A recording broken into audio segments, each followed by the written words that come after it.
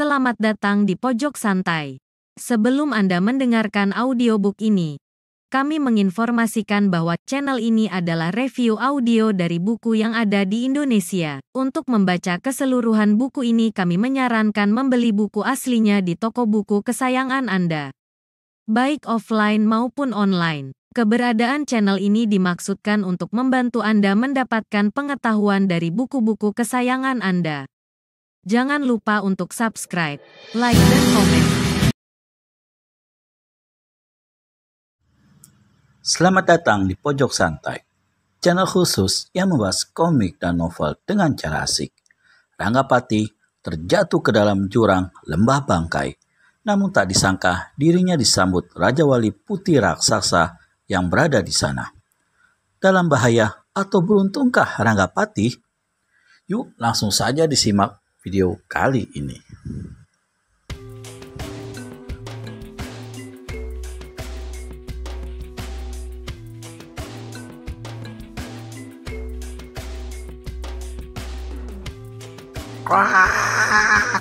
Suaranya nyaring sambil membawa tubuh Rangga dan meletakkannya di atas tumpukan ranting kering dan rumputan yang ditata menyerupai sebuah sarang. Rangga tergolek pingsan. Burung Raja Wali itu memperhatikan dengan matanya yang merah bulat. Kepalanya terangguk-angguk. Sarang yang terletak di dalam sebuah goa yang besar dan lembab itu selalu terselimuti kabut. Ini membuat udara di sekitar situ menjadi dingin. Raja Wali Putih meraih beberapa daun lebar dengan paruh, lalu ditutupinya tubuh Rangga. Dia mendekam di samping bocah kecil itu sambil menutupi tubuh Rangga dengan sayapnya yang lebar, seolah-olah ingin memberi kehangatan. Setelah lama tak sadarkan diri, tiba-tiba mulut Rangga mengerang. Kepalanya bergerak lemah. Burung Raja Wali memandanginya dengan mata yang berbinar-binar. Disingkirkannya daun-daun yang menutupi tubuh Rangga. Ibu. Bocah itu memengkik keras ketika matanya terbuka memandang sekelilingnya. Dia terkejut ketika matanya tertumbuk pada Raja Wali Putih raksasa yang ada di dekatnya. Rangga berusaha bangkit, namun tubuhnya sangat lemas tak bertenaga. Hanya matanya saja yang terbelalak lebar memancarkan ketakutan. Burung Raja Wali Putih mengangguk-anggukkan kepalanya, seolah-olah mengerti perasaan yang menghinggapi bocah itu. Pelan-pelan dijulurkan kepalanya seraya mematuk beberapa bagian tubuh Rangga dengan paruh yang kekar itu. Tuk, tuk, tuk. Rangga merasakan tubuhnya berangsur-angsur segar seketika.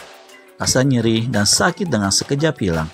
Burung itu memang telah menotok jalan darah di bagian-bagian tertentu tubuh Rangga.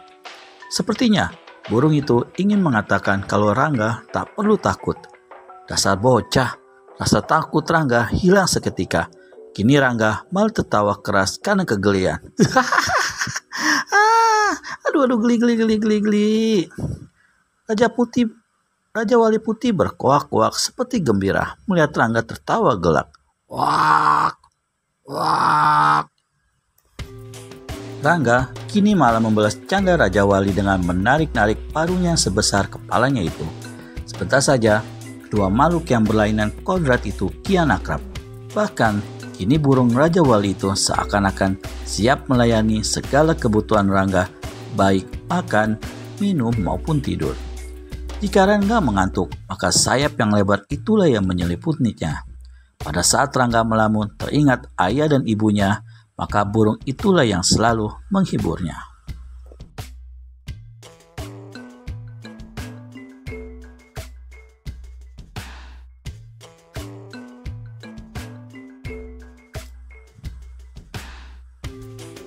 Mengajaknya bermain dan bercanda. Komunikasi yang berlainan tak menghalangi kedua makhluk itu untuk saling mengerti dan memahami setiap kata yang terucap. Waktu terus berganti hingga tak terasa telah setahun Rangga hidup di dasar lembah bangkai bersama Raja Wali Putih raksasa. Sepertinya mereka memang telah ditakdirkan untuk bertemu di lembah bangkai. Selama setahun itu, Rangga dengan cepat memahami dan mengikuti gerak-gerik burung Raja Wali raksasa itu. Tanpa disadarinya, gerak-gerik itu adalah dasar dari jurus-jurus silat Raja Wali Sakti, tokoh yang hidup dan tak ada tandingannya 100 tahun yang lalu. Rangga yang memang cerdas ditambah dasar-dasar ilmu silat yang telah diperoleh dari mendiang ayah dan paman-pamannya membuat gerakan-gerakan yang diperlihatkan burung itu cepat dipahaminya. Sore ini, Rangga tengah berlompat-lompatan dari satu batu ke batu yang lain di luar goa, mengikuti gerakan Raja Wali Putih. Rangga tak sadar kalau burung itu tengah mengajarkan dasar-dasar jurus andalan yang pertama, yakni sayap Raja Wali. Membela Mega. Jika gerakan jurus itu dibarengi dengan ilmu peringan tubuh dan penyaluran tenaga dalam yang sempurna, maka tubuh Rangga dapat bergerak ringan seperti kapas. Seseorang yang berilmu tinggi sekalipun akan sulit meraba dan melihat gerakan-gerakan itu. Keistimewaan lainnya, kaki Rangga dapat bergerak cepat bagaikan menyentuh tanah.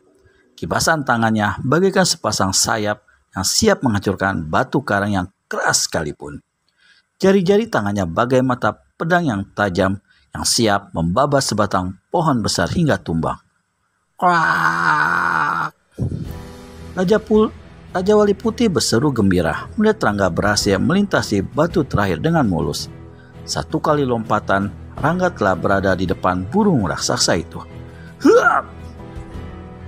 Raja Wali Putih menundukkan kepalanya. Rangga memeluk sayap tangannya yang kecil itu, mengusap bulu-bulu halus yang memenuhi kepala burung itu. Aku haus, lapar, kata Rangga pelan. Raja Wali Putih mengangguk-anggukkan kepalanya seolah-olah mengerti apa yang diucapkan Rangga. Dikepakkan kedua sayapnya dan dalam sekejap saja burung itu telah mengangkasa.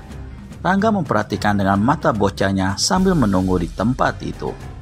Ketika dua burung raksasa itu telah kembali, di paruhnya telah bergelayut 2 butir kelapa. Cakarnya mencengkram beberapa jamur besar. Rangga sama sekali tak tahu kalau jamur itu mempunyai khasiat penawar segala macam racun yang dahsyat sekalipun. Itulah santapan sehari-hari Rangga. Terima kasih. Wah, kau baik sekali. Rangga menerima kelapa dan jamur-jamur itu. Wow. Raja Wali Putih mengangguk-anggukkan kepalanya. Habis sudah jamur-jamur itu dimakan Rangga. Dibelahnya kelapa yang kini berada di tangannya. Hebat! Prak!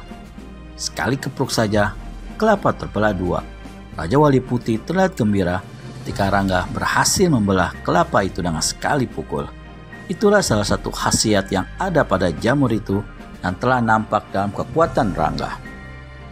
Jamur yang dimakan Rangga ternyata juga membentuk hawa murni secara alami. Tenaga dalam yang terserap lewat hawa murni ini dapat menjadi kekuatan yang luar biasa bagi Rangga. Jika Rangga benar-benar melatih tenaga dalamnya, tak mustahil dalam waktu singkat dia akan menjadi seorang tokoh silat yang sulit dicari tandingannya.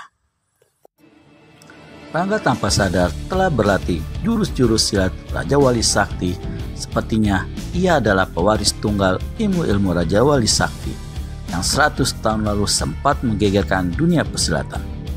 Tak ada seorang tokoh pun yang sanggup menandinginya, baik dari golongan hitam maupun putih.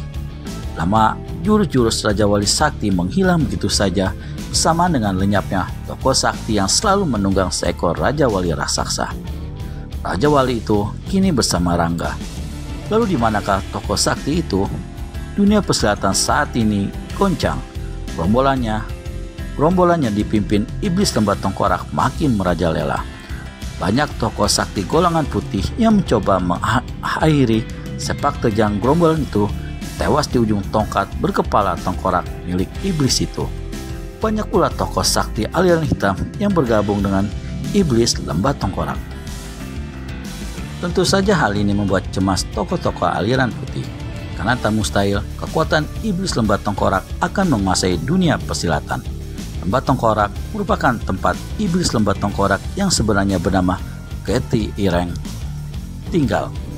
Di sanalah markas Geti Ireng dengan gerombolannya yang bernama Panji Tengkorak. Tak seperti biasanya hari ini, lembah tengkorak tampak ramai. Atas undangan Geti Ireng, banyak tokoh sakti aliran hitam yang hadir di kediamannya. Mereka hadir untuk turut menyaksikan takluknya seorang tokoh sakti aliran hitam bernama Kala Srenggi. Dia dikenal sebagai si sumber nyawa. Kala Srenggi cukup memiliki ilmu yang tinggi, tapi jika dibandingkan dengan Geti Ireng tak berarti apa-apa. Bagaimana selanjutnya? Apakah benar Kala Srenggi akan bisa dikalahkan dengan mudah? Temukan jawabannya di video selanjutnya hanya di channel Pojok Santai. Segera subscribe dan tekan tombol lonceng untuk mendapat notifikasi video terbaru dari kami. Terima kasih dan sampai bertemu kembali.